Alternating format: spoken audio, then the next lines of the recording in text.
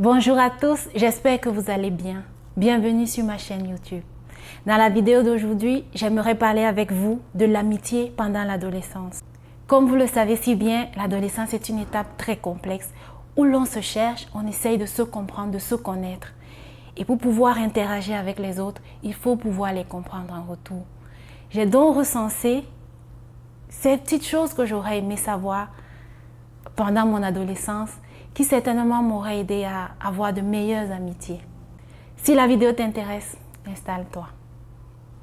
La première chose que j'aurais aimé savoir, c'est que les meilleures amitiés, les plus vraies, les plus authentiques, se forgent au primaire, au secondaire et peut-être même au lycée.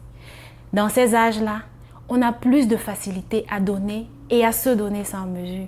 On ne compte pas, on pardonne plus facilement et on tolère encore plus facilement les différences des uns des autres.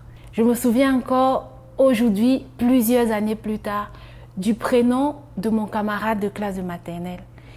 Et à chaque fois, le souvenir est associé au fait que quand je n'apportais pas de goûter, il n'hésitait pas à partager son goûter avec moi. La deuxième chose que j'aurais aimé savoir, c'est si on n'a pas beaucoup d'amis, ce n'est pas du tout grave. En fait, généralement, dans cet âge-là, on se définit beaucoup au travers du regard des autres. Et parfois, pour pouvoir passer pour une personne cool ou alors pour pouvoir appartenir à un certain groupe d'amis, on en arrive à faire des choses vraiment très regrettables, à commettre des erreurs très graves. La troisième chose que j'aurais aimé savoir, c'est que des amis, ça passe, ça vient et ce n'est pas grave du tout car l'on grandit et l'on change. Les amis qu'on a eus au primaire, il pourrait arriver qu'au secondaire, on n'ait plus les mêmes centres d'intérêt, avec la puberté bien entendu. Personnellement, j'ai eu beaucoup de mal avec ce point, car j'avais une amie d'enfance que j'aimais énormément. Nous étions ensemble tout le temps pendant le primaire. Et une fois au lycée, du jour au lendemain, elle a arrêté de me parler. J'avais essayé de comprendre pourquoi, mais je me heurtais juste contre un mur parce qu'elle ne disait rien du tout. Et à chaque fois que j'allais vers elle, elle devenait toute froide et je ne comprenais pas ce que je lui avais fait. Et bien des années plus tard, quand nous sommes devenus adultes, elle m'a cherchée. Et ça, c'est ce que j'ai beaucoup apprécié. Et elle s'est vraiment excusée. Elle m'a expliqué ce qui s'était passé en elle. Et comme je disais précédemment, en général, c'est que l'on grandit et que l'on commence à avoir des centres d'intérêt totalement différents. Ce que j'aurais aimé savoir, c'est que les amitiés ne se trouvent pas toujours là où on les attend. Pour ce point, je vous parle en connaissance de cause parce qu'au lycée, j'avais une amie que j'avais rencontrée en classe de 6e et notre amitié a duré toute l'année et puis toute la classe de 5e. Et pendant la classe de 5e, elle a eu une nouvelle amie et elle a commencé à m'ignorer tout simplement.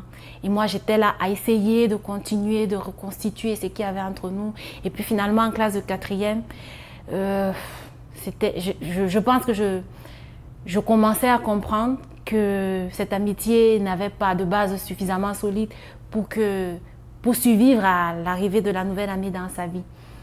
Et à côté de moi, il y avait une amie, je tairai son nom, mais j'aimerais tellement pouvoir la retrouver aujourd'hui, très très gentille, qui m'offrait tous les jours tout ce qu'on peut attendre d'un ami.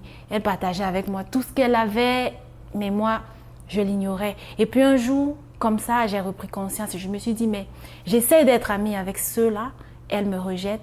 Pourtant, elle est là tout le temps auprès de moi quand j'ai besoin d'elle. Elle est là, toujours disponible et toujours toute gentille avec moi. Et voilà comment j'ai commencé une très très très belle amitié avec elle. Donc, parfois, il suffit de regarder autour de soi pour se rendre compte que des vrais amis, ce qu'on attend, étaient juste là sous nos yeux.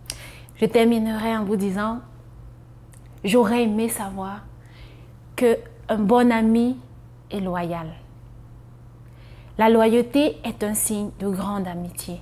Si vous avez autour de vous des personnes qui se passent pour des amis et qui, à la moindre difficulté, se liguent contre vous ou ne sont pas là pour vous, n'insistez pas, ce ne sont pas des amis. La loyauté est une vertu, une valeur très importante en amitié. Il faut que votre ami soit là pour vous, que vous ayez tort ou que vous ayez raison. C'est ça un bon ami. Et si votre soi-disant ami vous trahit une fois, pardonnez-lui. S'il vous trahit 2 fois, pardonnez-lui encore. Mais s'il vous trahit 3 fois, pardonnez-lui, mais méfiez-vous de cette personne. Et surtout, prenez des dispositions déjà pour que cela ne se répète plus. J'espère que cette petite vidéo pourra aider quelques adolescents. Si vous avez d'autres choses à suggérer, veuillez les laisser en commentaire. Et on se revoit dans une nouvelle vidéo. À très bientôt. Prenez soin de vous. Bye.